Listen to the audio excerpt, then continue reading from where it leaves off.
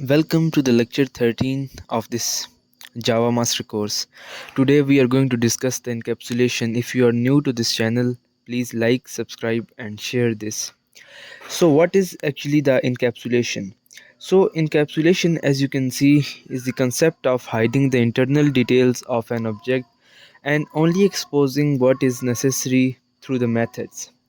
Or simply, encapsulation means wrapping data and code together and protecting it from the outside interference. Okay, so this was the main concept of the encapsulation.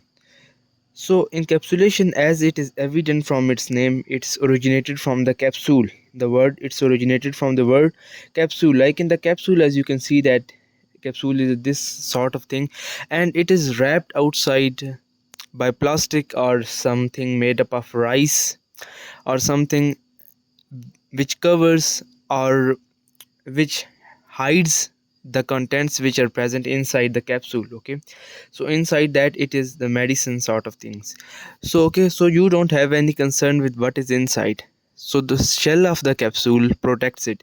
Likewise, to protect the code and certain attributes and methods, we use the concept of the encapsulation. So here are the key points: that it is done using the private and public getters and setters method. So what are the private and public? These are the two keywords and the access modifiers. If you are not familiar with it, you should watch my previous video of this playlist. And it helps in data security, controlled access and code maintainability, and obviously the core pillar of the object oriented programming.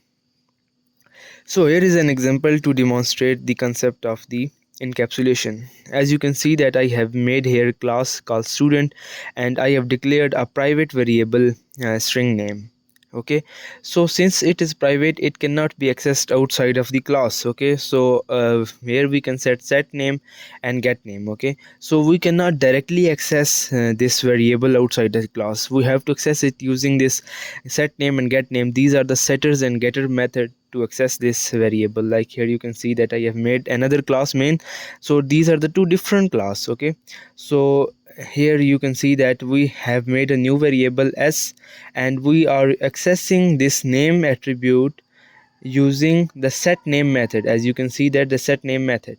Okay, so we cannot directly change it. S is equal to Ali, we cannot write here. Okay, because it is a private method. So this is the basic concept of the encapsulation, that it protects the data. So one question which may come and which must come in your mind after seeing this is that why this thing protect our code. I mean, if anyone cannot directly modify this, he can modify this using the setters method. At the end of the day, we are modifying this by the one way or the other. So what is the purpose of this? So let's answer this question. So what is the benefit of the encapsulation then, if this is the answer? So encapsulation doesn't stop access. It's a very important point. Encapsulation doesn't stop access, it controls it. It allows you decide what is allowed and what is not allowed by using the logic in the setters and the getters.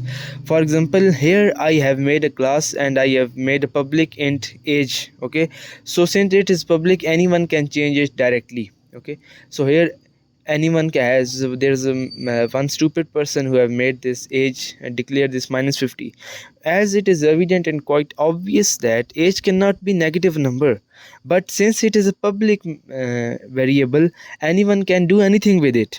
Okay, so by using encapsulation, here you can see that we can set a certain rules which protects such kind of stupid things. Okay, so here we have written that a is greater than 0 and less than 150. Okay, so this is a plausible age of human beings today, and it is greater than 0 obviously, and less than 150 you can also change it. Okay, as per you want. If these conditions satisfy, then put the age into our required variable. Okay, otherwise tell that it is an invalid age. Likewise, you can set other rules for your methods if you want. Okay, so here, since it is setting the -50 is not satisfying this condition, so it will throw an error and it will print that it is an invalid age. Okay, so this was the main, the benefit of using the encapsulation. So it is very important thing, and the coders are always confused with this concept. Even some professional persons are not familiar with this, and they have just theoretically learned this, but I have given such beautiful and simple examples as can make anyone understand this concept. Okay, so here are some of the practical application of the encapsulation, that it is used in the validation of something, that no negative age, a valid email. Okay, you can set certain rules, like in the email there should be at the rate of and other .com or something, and read only files, getter only. Okay, so you can if you don't want any person to set your variable or to change your variable, so you can make only getter method for it. Okay, so user can see it and get it, he cannot set it. Okay, so internal logic changes without breaking another code. Okay, so it is used for the modularity, that if anyone and someone has made the code in the company or in a firm, in a software firm, and after some time he resigned from his job, and some other person is trying to work on his project, he can easily modify this if the rules of the encapsulation, or if the concept of encapsulation is validly, you may say, is applied. Okay, so it increases the code reusability and testability. So these were some practical applications of encapsulation. So it was this lecture, as you can see, that 7 to 8 minutes, it's just an introduction of this encapsulation. So if you really want to practice these encapsulation, you have to search some questions about this encapsulation from the chat GPT or something, and then you have to solve them if you do want to excel in this.